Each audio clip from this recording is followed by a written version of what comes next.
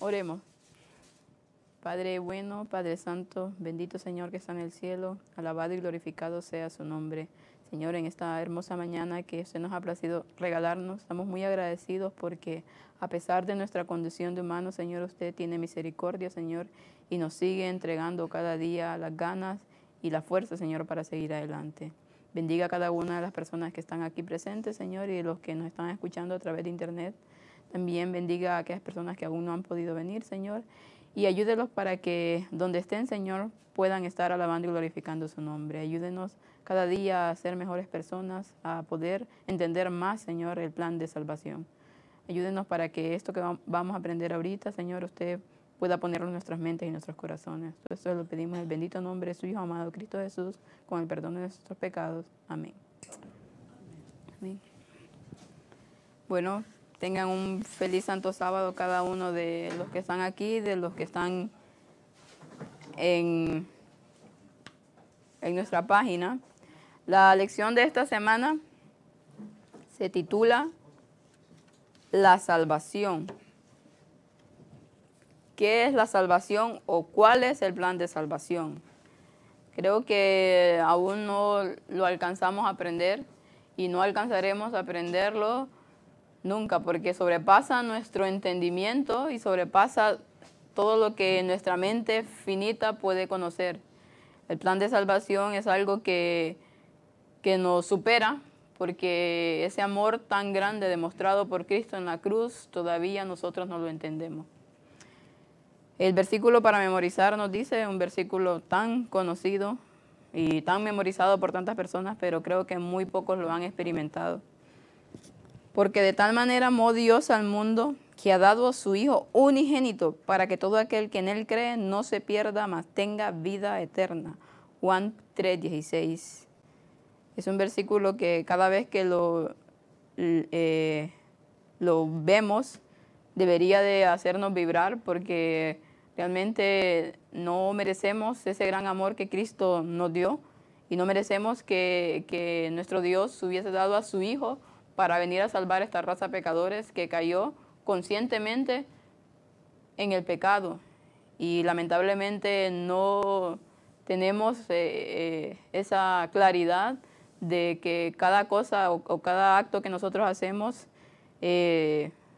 está realmente poniendo en evidencia si realmente nosotros comprendemos ese amor o no.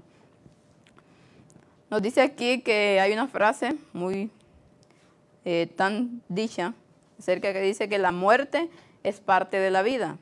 Solemos decir esto, pero no, dice, la muerte es la negación de la vida, no parte de ella. Sin embargo, estamos tan acostumbrados a la muerte que la llamamos lo opuesto de lo que realmente es. No importa cómo entendamos, es algo seguro.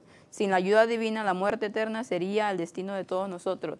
¿Y por qué nos cuesta a veces tanto, nos duele tanto la muerte, nos duele aceptar la muerte cuando se muere algún familiar o cuando nosotros mismos nos vemos en esa situación que tal vez nos vamos a morir por algún tipo de cosa que nos haya pasado? Porque Dios no nos creó para la muerte, Él nos creó para la vida. Entonces es algo que no está en nosotros. Lamentablemente al pecar pues cayó la maldición, pero no fuimos creados para la muerte, fuimos creados para la vida y por eso nos cuesta tanto aceptarlo. Es un intruso la muerte. Nunca tenía que haber entrado, pero a causa del pecado entró. Nadie le gusta tener que dejar este mundo, a pesar de que tal vez no sé.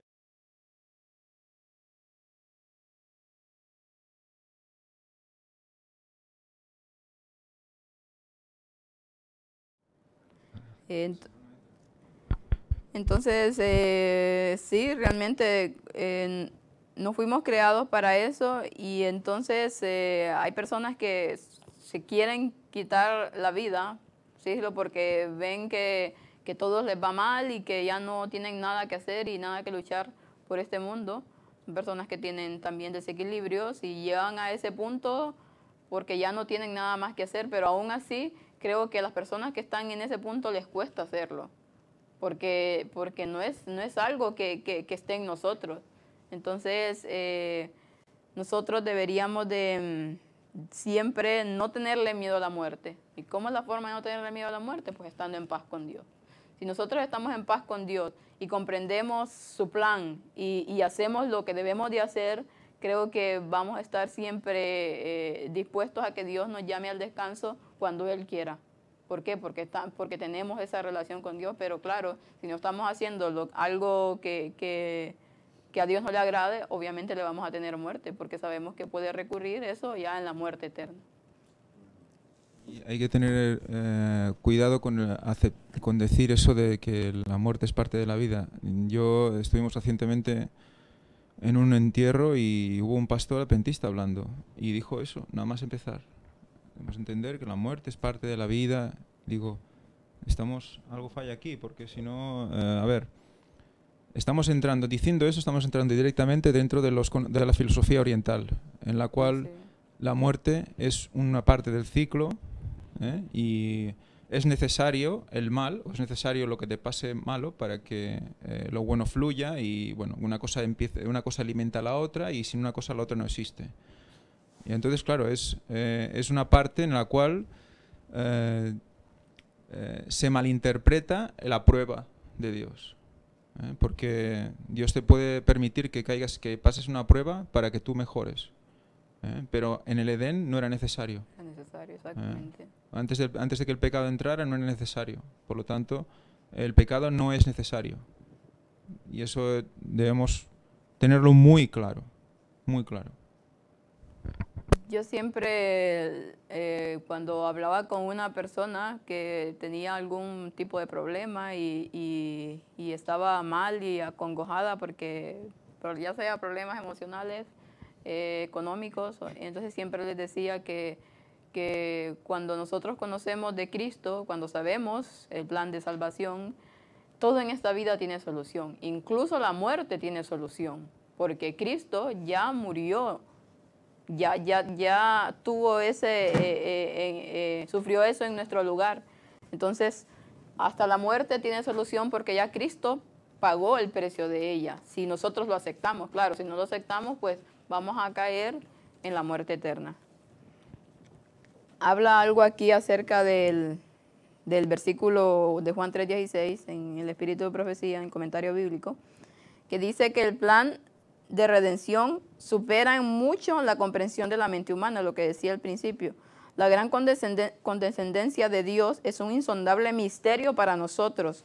No puede comprenderse completamente la grandeza del plan de redención, ni la sabiduría infinita podía idear un plan que lo superara, y solo podía tener éxito revistiendo la divinidad con la humanidad, convirtiéndose Cristo en hombre y sufriendo la ira que ha causado el pecado debido a la transgresión de la ley de Dios. Cristo sufrió esa ira. Y yo me acuerdo que no sé si es en Deuteronomio, bueno, no me acuerdo muy bien en qué cita, cuando dice que horrenda cosa es caer en manos del Dios vivo.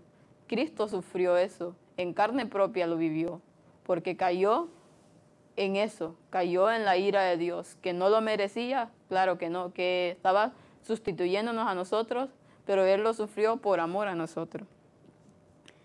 Por medio de este plan, el grande y terrible Dios puede ser justo y ser aún Él el que justifica a todo el que cree en Jesús y que lo recibe como a su Salvador personal.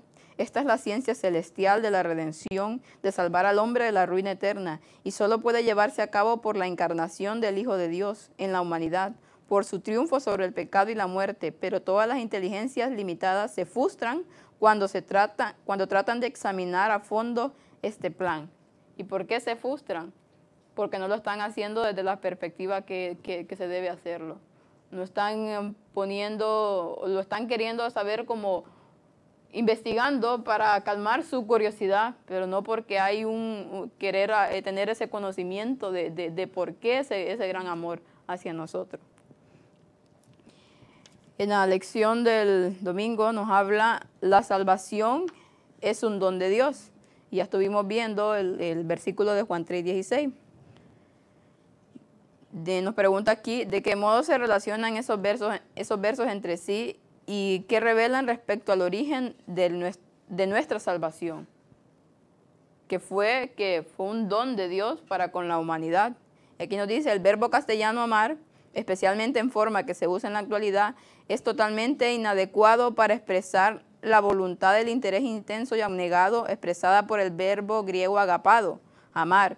En el Nuevo Testamento, este término y sustantivo relacionado agape, amor, revelan el constante y profundo amor de Dios hacia sus criaturas, que son totalmente indignas de ese amor. El amor es el atributo por excelencia del carácter de Dios. Él no solo nos ama, sino que Él es amor.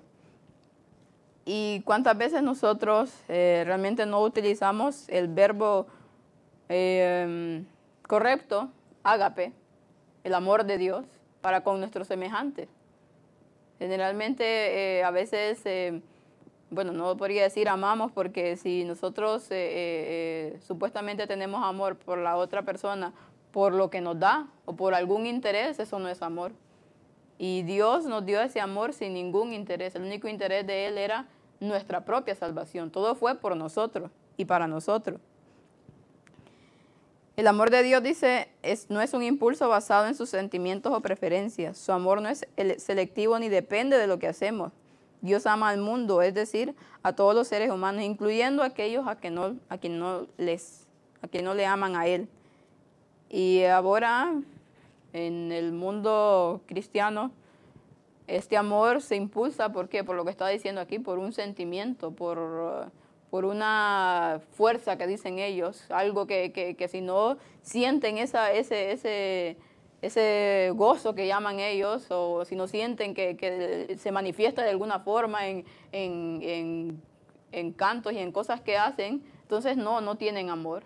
Y vemos que Él no se manifiesta en un sentimiento. Si nosotros empezamos a decir que cómo siento el amor de Dios tanto que me hace danzar, bailar, como dicen, no es amor, porque el amor por Dios es el que te lleva a profundizar en la Biblia, el que te lleva a tener ese amor abnegado por otros, capaz de dar la vida por otros como Él lo hizo. Aquí nos manda que leamos Lucas 18, del 9 al 14. Si alguien lo puede buscar.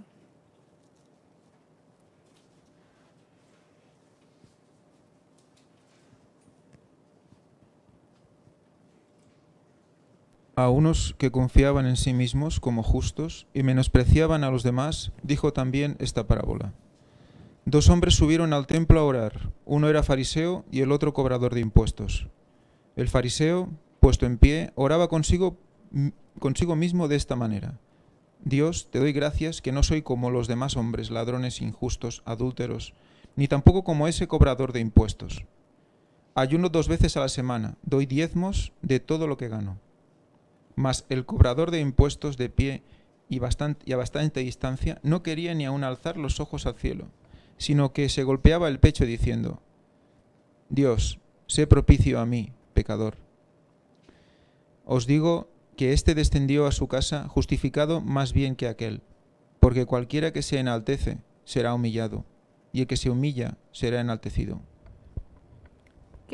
¿Qué miran ustedes en esos versículos? Ya lo hemos hablado, pero sería bueno volverlo a recordar porque está mostrándonos acerca de lo que es la gracia de Dios entre el publicano y el... De entrada nos muestra cómo debemos presentarnos ante Dios, cuál es el verdadero arrepentimiento que debes mostrarle a Dios y enfrentarte a Él como pecador que eres.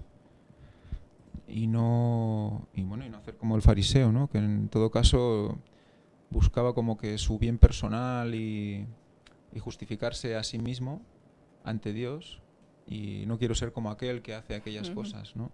Cuando nosotros somos tan pecadores como aquellos a los que a veces criticamos. Pues bueno, es una clara falta de humildad que nosotros muchas veces caemos sin darnos cuenta a veces. Es algo que nos muestra cómo realmente Dios no está viendo a la persona en sí misma, está viendo a Cristo en sustituto de esa persona. Porque aquí nos dice algo interesante. Posiblemente, dice, hemos leído esta parábola, tantas veces esta parábola, que no nos sorprende el veredicto de Jesús. Os digo que el publicano descendió a su casa justificado antes que el otro. Vemos ahí descendió. Me acuerdo de lo que hablaba Descendió, ¿por qué? Él descendió, pero al mismo tiempo subió con Cristo, porque estaba siendo perdonado, subió a la altura de Cristo. Sin embargo, los que oyeron a Jesús cuando pronunció estas palabras debieron de haber quedado asombrados. ¿No era ese un final justo? Si era completamente inmerecido, así es la salvación. Es un regalo de Dios. Los regalos no se ganan, simplemente se aceptan. No podemos comprar la salvación, solo recibirla. Aunque Jesús usó muy poco el término gracia, claramente enseñó que la salvación es por gracia. Y gracia es recibir lo que merecemos. Y al recibir nosotros la gracia, ¿qué vamos a hacer? Tratar de agradecer esa gracia dándole una vida nueva a Jesús, mostrando que realmente esa gracia ha hecho efecto en mí. Solo es que vamos a recibir la gracia y ya, con esto ya podemos hacer todo lo que queramos, ¿no? Porque si nosotros recibimos esa gracia, entonces tenemos que hacer lo que dice la palabra de Dios. La consecuencia de aceptar la gracia es la obediencia. Y obedeces por confianza. Entonces todo es un ciclo que se va repitiendo. Cuanto más obediencia, más confianza, más consciente eres de la gracia, más ganas tienes de obedecer, etcétera, etcétera. Pero cuando esa gracia es recibida realmente, sinceramente, de corazón, porque cuando se recibe como otras personas que dicen decir que salvo siempre salvo, es una gracia mentirosa, o es una gracia barata, como le llaman. Pasemos al día lunes. La iniciativa de Dios en la salvación. Y me puede leer Juan 6:44.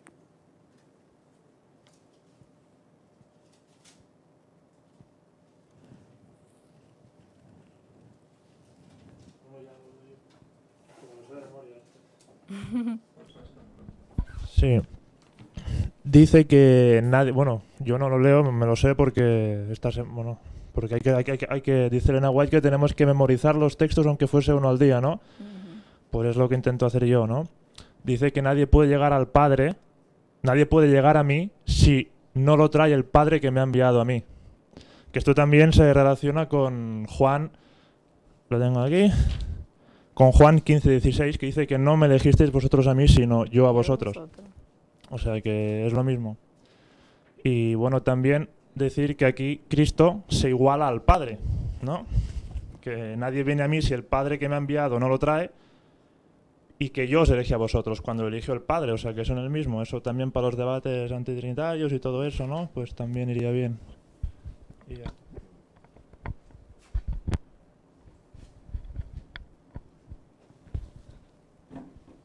Además, el texto termina diciendo, yo le resucitaré en el día postrero. Y esto es muy importante. Mirad si llega a ser importante que tira por tierra toda la falsedad de las creencias de que cuando uno se muere se va a cualquier otro lugar. ¿Qué sentido tendría después venir a resucitar a cuerpos otra vez? Es absurdo. Y esto enlaza bastante con el concepto, la idea que tanto se está promocionando bajo muy distintas formas, y es para suprimir la intensa divinidad de Jesús en todos los sentidos. Unos, Jesús no existió jamás, es un personaje ficticio. Otros, Jesús existió, pero fue hijo de un adulterio entre una, entre comillas, virgen, que después más que nada pasan a llamarle todo lo contrario, y un legionario romano. ¿Vale? Y por tanto, el personaje este de Mesías no puede ser, según ellos. Después, otras formas que se han ido extendiendo es Jesús existió, sí, más o menos fue Dios, pero a pesar de todo, ¿en qué sentido? Bueno, sí, vino a dar la salvación, pero tampoco tiene una gran repercusión a la hora de la verdad, porque en el fondo tenemos intercesión de vírgenes, de santos y demás. Mirad cómo continuamente se intenta suprimir la cuestión de Jesús como el gran portador de nuestra salvación. Si os dais cuenta, cuando analizamos Juan 3, prácticamente todo el capítulo nos repite continuamente, y en dos textos seguidos, en el versículo 15 y 16, para que todo aquel que en él cree no se pierda, mas tenga vida eterna. Porque de tal manera amó Dios al mundo que ha dado a su Hijo unigénito, para que todo aquel que en él cree no se pierda, mas tenga vida eterna. Fijaos que repite exactamente las mismas palabras 2 veces. Es lógico que no se quiera llevar a Jesús a ese gran nivel, porque de él depende que tengamos la vida eterna. Por eso algunos dicen que Jesús tampoco murió en la cruz, sino que se bajó y se fue a Cachemir. Otros que sencillamente no fue ni hasta la cruz, que lo suplantó o clavaron a su hermano confundiéndole con él. Y así una serie de burradas absolutas que realmente lo que hacen es desvirtuar el poder salvífico de Cristo. Y tenemos en Juan continuamente todo el capítulo que no para de insistir en que si no creemos en Jesús y aceptamos su salvación para nosotros, estamos perdidos eternamente.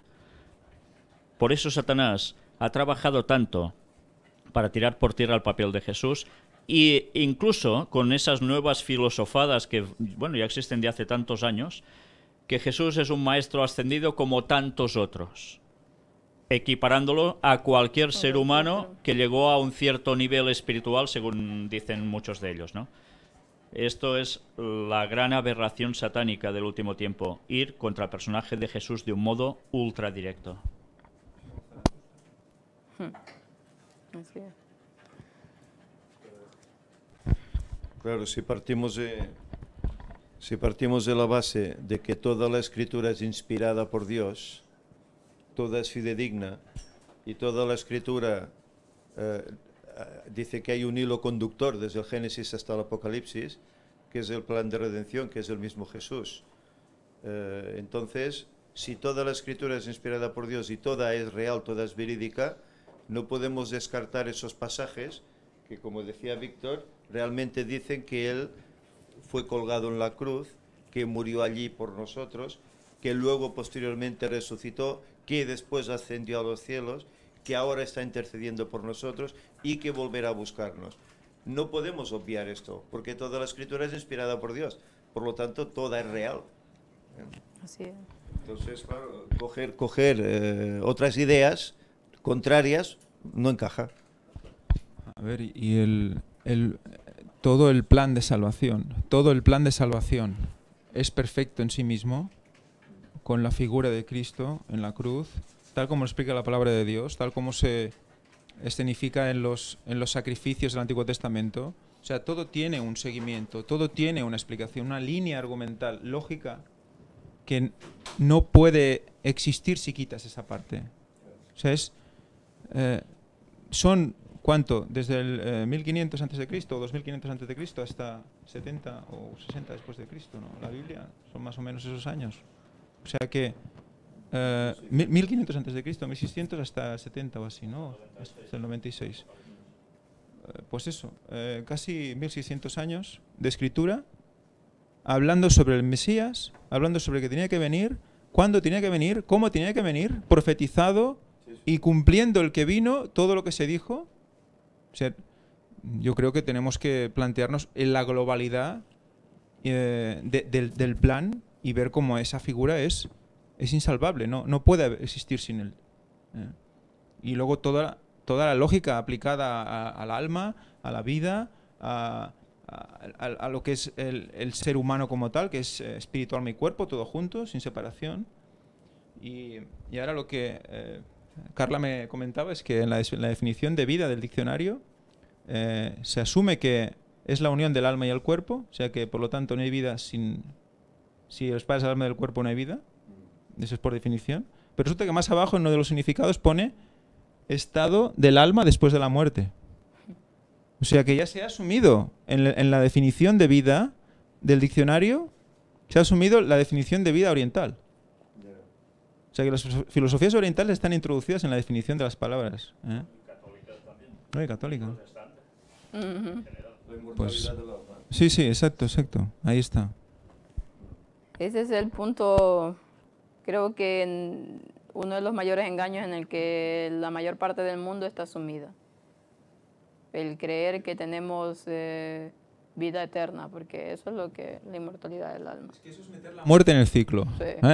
Es decir, bueno, vamos a vivir la vida lo que nos queda, porque igualmente luego voy a reencarnar en un perro y voy a ser súper feliz. Y cuando me muera voy a reencarnar en un pez y no veas, voy a estar por el océano.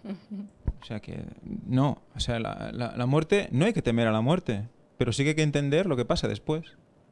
Porque entonces sabes lo que debes hacer en tu vida. Tu vida tiene un sentido. Si no, Si no, ¿qué pierde sentido tiene todo. tu vida? Exacto. Irte de marcha todos los días y comer todo lo que puedas.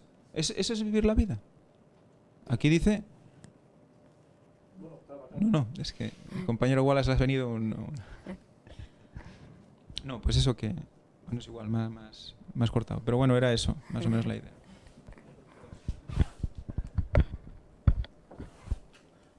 No, sí, que se dice que eso de comer mucho, salir de marcha, eso es vivir la vida, cuando eso realmente es matar la vida. Estamos matando nuestro cuerpo, ¿no? O sea, que no tiene ninguna lógica. Y no hace falta ser creyente para esto, ¿no? No hace falta tener ninguna fe, o sea, es un poco de tener lógica. Ya está. Es el sentido de la vida lo que hace que eso se haga. Como no tienes el sentido correcto de la vida, pues destrozas tu vida y te importa poco. O sea, que estás incumpliendo el mandamiento de no matarás. Te importa muy poco. Vemos artículos que poco a poco se van descubriendo, como cualquier consumo de alcohol es perjudicial para la salud. Cualquier consumo. Disminución del volumen cerebral. Debemos entender y que quede claro ya para todos los que estén escuchando y los que vean el vídeo, la disminución del volumen cerebral es el envejecimiento. O sea, nosotros envejecemos porque el volumen del cerebro disminuye. Y si nosotros hacemos cosas que ayudan a disminuir el volumen cerebral, entonces envejecemos antes. Y por lo tanto, esas neuronas que se van creando y dan vueltas por nuestro cerebro no se fijan al aprender cosas, sino que simplemente se destruyen y no aprendemos, no evolucionamos. Simplemente no contrarrestamos esa disminución de volumen cerebral. Y eso lo vamos a ir haciendo. Y eso es la consecuencia del pecado en nosotros. Nuestro cerebro disminuye, nosotros disminuimos y al final morimos. Comemos para nuestro cerebro, hacemos ejercicio para nuestro cerebro. Y al final eso es lo que nos conecta con Dios, esa es la puerta. Pues tenemos que tenerlo muy, muy claro en todo lo que hacemos, todo lo que vemos, lo que pensamos, todo. Debemos dirigirlo a una sola cosa. Y lo otro, luego Dios proveerá el resto. Que nosotros concentrémonos en una sola cosa. Así es, porque la verdad es que, como decía Wallace, al hacer ese tipo de cosas, las personas pues van disminuyendo su calidad de vida también. Yo creo que la gente, bueno, es que está tan sumida en lo que ellos quieren dar satisfacción a su cuerpo, quieren dar satisfacción a su gusto, que no ven, porque tienen la mente tan enferma y tan embotada por todas las cosas que se mira, que se come, que se oye, que no ven realmente que su vida está siendo un desastre, que la calidad de vida que deberían de tener no es. Y hay tantas enfermedades a raíz de esto. La gente de hoy en día no se sorprende cuando encuentra y habla y ve gente por la calle que no está bien mentalmente a raíz de todo esto. Entonces, ¿qué pasa? El diablo tiene totalmente el control en esas vidas. Y entonces que no pueden discernir ellos lo que pasa alrededor. Y a veces cuando están enfermos, pues, no sé, no ven que eso no es vida. El estar enfermo con algún tipo de enfermedad, ya sea físico o mental, no es vida. Y viven una vida infeliz totalmente. Es que yo creo que en este caso tenemos que ser empáticos y entender, ponernos en su lugar y ver normal que ellos crean esto, que solo hay una vida. Porque ellos no saben el mensaje. Y también nos da una tremenda responsabilidad de dar el Evangelio, el mensaje, para que aprendan que esta vida es solo unas neblinas para prepararse para la verdadera vida, que es la eterna. Con lo cual, no por criticar nada, pero yo creo que en este tema se tendría que hacer pedagogía y enseñar directamente el Evangelio y lo que hay realmente, porque Dios lo dice en su palabra, con mucha empatía, con mucha tranquilidad, paciencia, entendiendo al otro, para que reaccionen. Porque ahora la mayor parte del mundo no es consciente de eso y por lo tanto, como yo hace 2 años y antes, llevaba una vida de tengo que salir, tengo que vivirla, tengo que hacer todo lo que pueda porque soy joven y luego me hago mayor y me muero. Y no hay nada más. Con lo cual creo que es bueno, como me ha pasado a mí, que alguien me dé el Evangelio, conocerlo, luego por uno mismo ir conociéndolo y estudiándolo, y de esta forma aceptar racionalmente que esta vida es solo para preparación de la vida verdadera.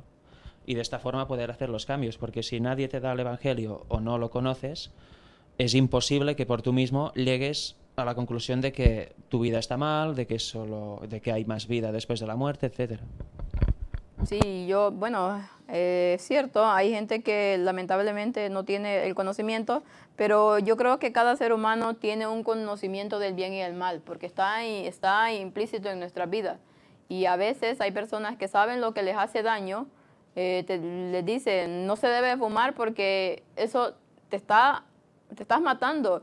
Y no porque yo lo diga o porque la Biblia lo diga también, si es que la medicina lo dice. Todo el mundo tiene un poco de conciencia de eso. Y dicen, pues de algo me voy a morir, no me importa.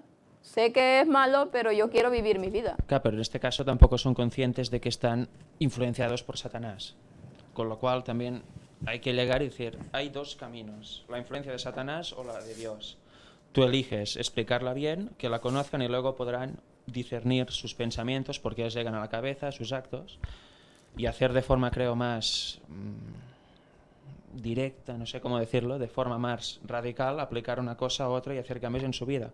Porque si no, al final, en su propio conocimiento dicen, bueno, el médico dice eso, yo lo sé, pero como a mí no me va a pasar nada porque yo decido, voy a seguir fumando durante 10 años más, luego ya pararé, porque yo decido, yo soy el que decide mi vida, yo mando, etcétera.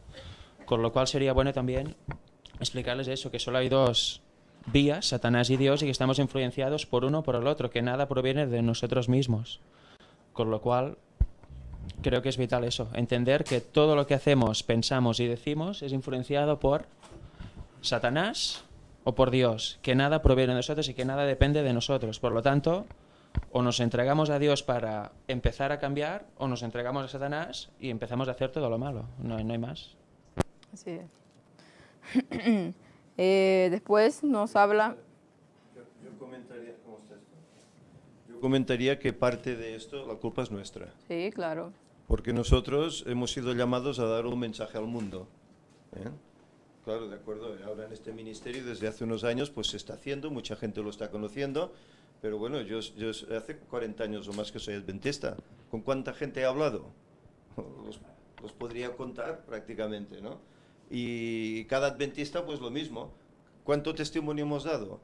Porque hay gente que vive en la vida porque se creen que no hay nada más, son 4 días, disfrutemos, pero no tienen el conocimiento porque nadie se lo ha llevado, ¿no?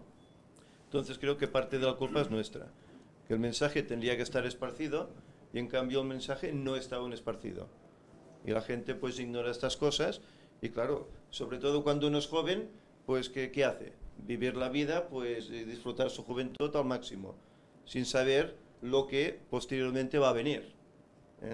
Falta de conocimiento. Entonces, ¿de quién es la culpa? ¿De ellos? Bueno, en parte puede ser porque la Biblia está en cada hogar, por así decir, ¿no? Pero gran parte de la culpa es el pueblo de Dios que no hace la labor que debería hacer. Así es. Es que es muy triste ver cómo el pueblo de Dios se pasa, yo incluido, se pasa el día discutiendo entre unos y otros por este tema, por el otro, en vez de dar el mensaje y dejarse de disputas. Porque lo que estamos viendo aquí, lamentablemente no logramos entender el amor de Dios. Lamentablemente no llegamos a vivir eso. Si nosotros viviéramos ese versículo de Juan 3:16, realmente nuestra vida sería otra y hiciéramos lo que vamos a ver ahorita. Todo por tratar de encontrar a la oveja perdida, lo que hizo Jesús por nosotros. Dio su vida, fue capaz de hacer lo imposible para poder rescatarnos y lamentablemente hoy vivimos en un mundo egoísta, incluso en el llamado mundo cristiano, totalmente egoísta. Hacen las cosas para beneficio de ellos y de los suyos. Pero lo que le pase al hermano, lo que le pase a otra persona, no les importa absolutamente nada. Entonces eso lo podemos ver cuando tú llegas a una iglesia y ves que hay, ves que a un hermano que está totalmente cabizbajo, ves en él la tristeza profunda. ¿Y quién se interesa por él? ¿Quién se acerca al hermano y le dice, ¿qué te pasa? Podemos ver a los hermanos mal. pero no hacemos nada por ellos. O podemos ver que hay un problema económico que este hermano está pasando, que no tiene que comer porque no tiene dinero, porque no tiene trabajo. Y nosotros lo único que hacemos es decirle, vete, ya oraré por él. Calentaos, ya oraré por ti. Y nosotros, que tal vez no tengamos la gran cantidad de dinero, tal vez tengamos, pero ¿qué nos manda Jesús? A que de lo que tengamos, compartamos. ¿Qué hizo la viuda? Dio todo lo que tenía. No le importó que no tuviera que comer ella, pero sí dio todo lo que tenía. ¿Por qué? Porque tenía un corazón agradecido porque Dios la había salvado. Sí, yo quería decir que referente a esto, yo también veo mucha gente pues que en vez de preocuparse pues, por el otro, directamente critican un comportamiento. Entonces, si si tuvieras un amigo muy cercano, lo que harías primero sería pues decir, a ver qué te pasa, hablemos qué problema tienes e intentemos solucionarlo. Y yo creo que tendríamos que comportarnos igual con el que no conocemos. En vez de directamente criticar, uy, mira cómo se ha portado, no sé qué, uy, mira lo que le ha hecho al otro. En vez de comportarnos como las típicas señoras mayores que van hablando del otro y de no sé quién, pues decir, pues a lo mejor tiene un problema que yo no sé y desconozco y por eso se está comportando así. Entonces tener una empatía hacia el otro. O sea, en vez de preocuparme, uy, yo lo que pienso, preocuparte de lo que dice el otro. Sí, decía un dicho por ahí que para poder juzgar tu camino, para poder juzgar mi camino, tienes que andar primero 1000 pasos en mis propios zapatos. Para poder realmente entender y vas a la persona y ves que está pasando algo con él y ya empiezas, como decías tú, a criticarlo, no sabes qué ha pasado esta persona en su vida. Por eso Jesús decía, no juzguéis para que no seáis juzgados. Exactamente. ¿No? Porque, es muy fácil señalar, pero... Porque otros también nos pueden juzgar de la misma manera, mas no saben lo que nosotros hemos pasado en la vida. Y además yo añado, aunque la persona te diga, se abra su corazón y te diga todo lo que le pasa y los motivos y el porqué, tampoco tienes derecho a juzgarle en aquel momento. Claro. Porque es Dios quien juzga. O sea, te tienes prácticamente que callar. No puedes juzgar ni dar ningún tipo de juicio de una actitud de otra persona, aunque te cuente todos los motivos y sepas exactamente todo lo que le pasa. No tenemos derecho a eso y no tenemos que hacerlo nunca. Porque si no, somos Dios, ¿no? Y eso es totalmente contrario a la palabra. Exactamente. Yo hablaba de este dicho que se dice y que realmente es cierto, no para juzgar al otro, sino para que podamos entender el problema del otro. Podamos saber que realmente las cosas que le pasan tal vez no parte han sido culpa de él y parte no. Entonces es poder comprender lo que está pasando a ese hermano, poder llegar a él y poder abrirle nuestro corazón y ponerle a disposición que a pesar de todo hay solución para ese problema. Ayudarle, exactamente. Aquí nos habla de la parábola de la oveja perdida y de la dracma perdida. Y nos dice, estas dos parábolas gemelas muestran que Dios no está esperando pasivamente que vayamos a Él, sino que Él sale a buscarnos. Es otra cosa. A veces decimos, yo busqué de Dios. Y es mentira. Él nos busca a nosotros, porque nosotros ni de eso tenemos capacidad de hacer. Porque si por parte de nosotros fuera, seguiríamos en el mundo, seguiríamos viviendo una vida totalmente sin sentido. Pero Dios, en su gran amor, en esa infinita sabiduría, Él sale a buscarnos. Y nos da la fuerza y el entendimiento de ver realmente lo que es su palabra. Entonces nosotros no tenemos mérito de absolutamente nada, porque todo lo hace Dios mediante su Espíritu Santo. Nos habla aquí acerca de unas citas del Espíritu de Profecía. Dice, tan pronto como se extravía la oveja, el pastor se llena de pesar y ansiedad. Cuenta y recuenta el rebaño y no dormita cuando descubre que se ha perdido una oveja. Deja las 99 dentro del aprisco y va en busca de la perdida. Cuanto más oscura y tempestuosa es la noche y más peligroso el camino, tanto mayor la ansiedad del pastor y más ferviente su búsqueda. Hace todos los esfuerzos posibles por encontrar a esa oveja perdida. Hacemos nosotros todos los esfuerzos perdidos para encontrar a ese hermano perdido, para encontrar a esa persona que está sufriendo y que está y que realmente la está pasando mal, como nos habla esta parábola, que en la noche, incluso cuando no se veía, salió a buscarla. En aquellos apriscos, acantilados, donde había peligro, pero era tanto el amor que tenía por esa oveja que no le importó que le pudiera pasar algo, que no le importó que perdiera su vida. Entonces realmente es de ponernos a analizar esta parábola y ver si nosotros estamos por lo menos un 20% haciendo lo que el buen pastor, que es Jesús mismo, hizo por nosotros mismos. Tengamos fe en la tribulación, fe en Jesús. Caminemos por sobre las aguas porque Él nos dice que podemos. No tengamos miedo o incredulidad para caernos porque luego nos hundiremos. Exactamente. Fe máxima. Y el que pierda su vida, entonces dice, la salvará. Si nosotros en nuestro intento de poder salvar a otros perdemos la vida, no nos debe importar porque la muerte solamente es un paso para alcanzar la vida eterna si realmente estamos dentro de lo que Dios dice.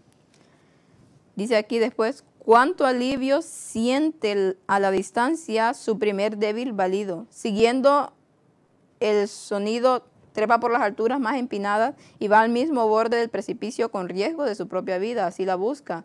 Mientras el balido, cada vez más débil, le indica que la oveja está por morir, al final es recompensado su esfuerzo y encuentra a la perdida. Cuánto gozo nos da a nosotros cuando estamos con un amigo que está perdido y de repente vemos que ese amigo empieza a tomar conciencia de lo que es su vida y empieza a hacer caso de la palabra de Dios. Y cuando lo vemos bautizarse, qué gozo más grande de poder ver que esa persona, no porque nosotros lo hayamos traído a Cristo, porque es el Espíritu Santo, pero en algo participamos para que esa persona, fuimos instrumentos de Dios. Entonces, el mismo gozo que sintió el pastor es el mismo gozo que sentimos nosotros por haber encontrado esa oveja perdida. Dice la lección del martes, la salvación requirió la muerte de Cristo. No solamente requirió que Cristo viniera a este mundo a revestirse de humanidad y a sufrir todo lo que sufrió, sino que también requirió la muerte de Cristo. Vemos en que Juan el Bautista, como dice aquí, lo describió como el Cordero que quita el pecado del mundo. Vemos que en la Biblia, del Génesis hasta el último capítulo, nos muestra y nos da el simbolismo de lo que significaba el Cordero. Todo el sistema de sacrificio del Antiguo Testamento nos mostraba eso. El sacrificio en la mañana, el sacrificio en la tarde. Viendo que un animal era muerto en lugar de nosotros. Que se le traspasaban los pecados y que ahí moría la muerte que nosotros merecíamos.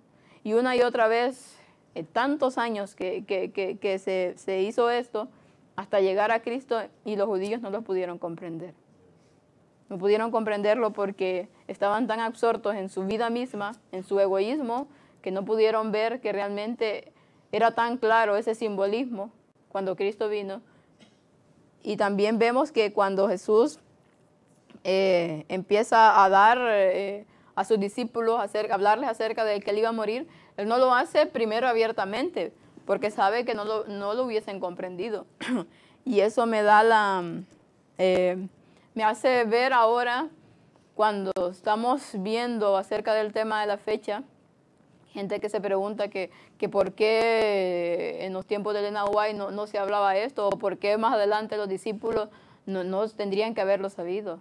Vemos igual con la muerte de Cristo. No lo dijo al principio porque no lo hubiésemos comprendido, porque faltaba un buen tiempo y no hubiésemos aguantado, o qué sé yo que hubiera pasado. Entonces, Dios lo revela en el tiempo que Él cree oportuno hacerlo, porque nosotros no somos ningunos iluminados o personas que tengan algo especial o diferente, sino porque Dios, en su infinita sabiduría, elige porque ve el corazón de aquellas personas, ve que hay esas ganas y esa fuerza de poder entregar su vida por los demás. Entonces, Él lo revela por medio de su Espíritu Santo y en el momento adecuado. Sí, es que la palabra siempre se habla, siempre dice, vengo pronto, pronto estaré aquí. Eso lo hace porque nos conoce y sabe que si nos dijera dentro de 3000 años voy a venir, pues la gente, bueno, se calmaría, Sí, yo me moriré antes, por tanto no importa. Si te dice vengo pronto, la esperanza siempre está dentro. Mueres con esperanza, tienes ese fuego interno dentro y te preparas cada día. Porque nos conoce, somos así de tontos los humanos. Si nos dijera, vengo tal día, diría, bueno, pues hasta aquel día ya vivo mi vida. Y por eso la Biblia habla siempre de prontitud y los apóstolos decían que está cerca ya, Que está a punto de cerca, venir sí, y en quedaban sus tiempos. casi 4000 años. Bueno, no, Como bastante Juan. menos. A 1900 y pico, pero bueno, es así, siempre es igual. Porque Dios en su infinita sabiduría y amor, hasta en eso, nos cuidaba. Y cuidaba de cada ser humano porque para Él cada alma era un precioso tesoro. Y tenía que cuidarla de tal modo que no hubiese el más mínimo tropiezo o el más mínimo desánimo para esta persona para salirse del camino. Y Dios, entonces, que es el que todo lo sabe, el que todo lo ve, no podemos juzgarlo, porque al tiempo que estamos hablando, diciendo, no, pero es que si esto, estamos juzgando, Dios es sabio y sabe qué cosa corresponde a cada tiempo. Para ir terminando un poco, nos habla miércoles, que también estaba interesante, acerca de libres de pecados, porque nuestra naturaleza humana es eso, tiene tendencias al mal, porque vivimos egoístamente y sabemos que el estar complaciendo a nosotros mismos, entonces eso no significa Cristo en nosotros, porque Él no se complació a sí mismo, Él vino a dar su vida por los demás. Y una vez que nosotros comprendemos y entendemos la promesa de salvación y nos entregamos a Dios voluntariamente y de corazón, entonces ahí somos libres del pecado. Y si somos libres del pecado, somos libres de la condenación de ese pecado. Somos libres de la muerte eterna. Yo creo que eso es algo que deberíamos de caer de rodillas cada día agradeciéndole a Dios porque nos ha librado y porque Él fue sustituto de lo que a nosotros nos correspondía, de ese castigo que era la muerte eterna. Para terminar, voy a leer un poco la parte del viernes, que también fue muy interesante.